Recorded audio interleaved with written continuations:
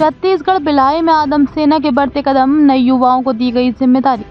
भिलाई के आदम सेना के बैनर तले हुई अहम बैठक, जिसमें शिक्षा, स्वास्थ्य सहित अन्य मुद्दों पर हुई चर्चा। सर्व समाज के उत्थान को लेकर कार्य करने बनाई योजना, नवनियुक्त पदाधिकारियों को मिली बड़ी जिम्मेदारी।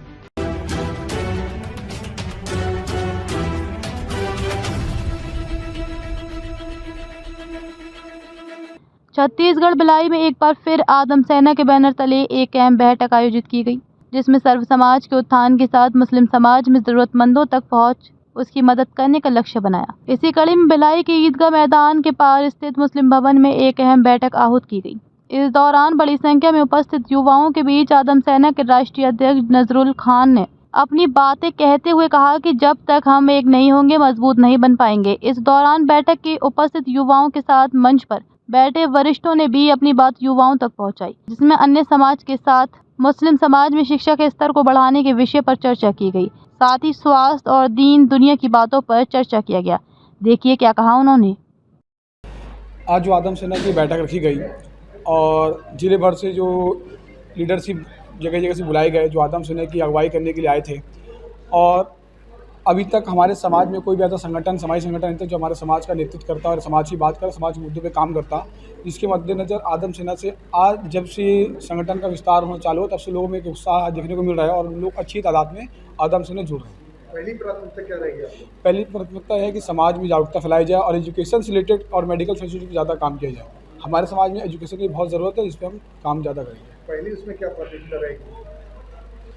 जैसे हमारा पहली प्राथमिकता है कि कहीं ना कहीं मदरसे से हमारे दीन की तालीम तो मिला करती है, मगर जो असल ज़रूरत है दीन के साथ दुनियावी तालीम की, जो एजुकेशन फील्ड, स्कूल फील्ड है, उससे रिलेटेड भी हम धीरे धीरे आदम सेना के बैनर तहत एक स्कूल की बुनियाद रखने की भी कोशिश करेंगे, जिससे हमारे समाज को लेकर अच्छी शिक्षा दी जा सके। इमरान अली, प्रदेश महासचिव आदम सेना।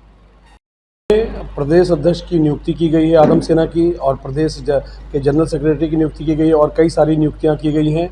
और जो आदम सेना का विस्तार पूरे छत्तीसगढ़ में किया जा रहा है, उसके तहत ये सभा रखी गई थी, और जिसमें हर एरिया से कुछ जिम्मेदारान जो हजरात थे आदम सेना के, उनको बुलाया गया था।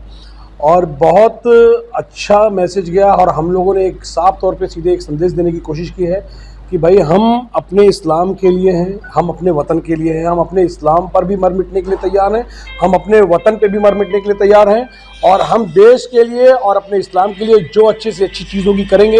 और सबसे ज़्यादा हम लोगों ने यूनिटी पे फोकस करी है, और उसके बाद हम एजुकेशन पे फोकस करने जा रहे हैं, मेडिकल फैसिलिटीज़ पे फोकस करने जा रहे हैं। ये सब सारी चीज़ें आदम सेना का जो उद्देश्य है, उसी के तहत आज ये सभा रखी गई थी।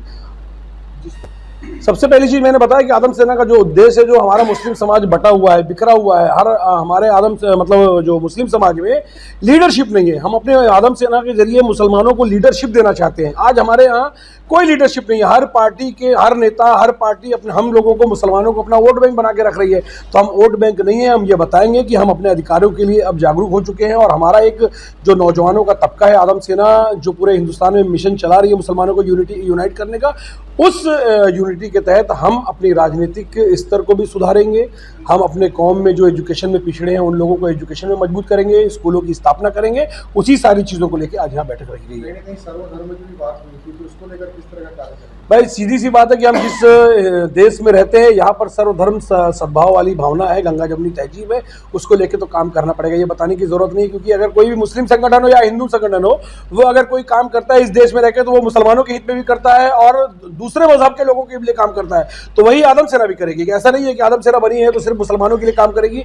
गैर मजहब में भी जो अगर ये परेशान होगा, जो एजुकेशन में पीछे होगा, उसकी मदद के लिए भी जिस हद तक हमको जाना पड़ेगा हम करेंगे। उसकी मदद के लिए अब बिल्कुल यही आदम सेना का उद्देश्य है, और इसी उद्देश्य को लेकर आदम सेना का विस्तार किया जा रहा है।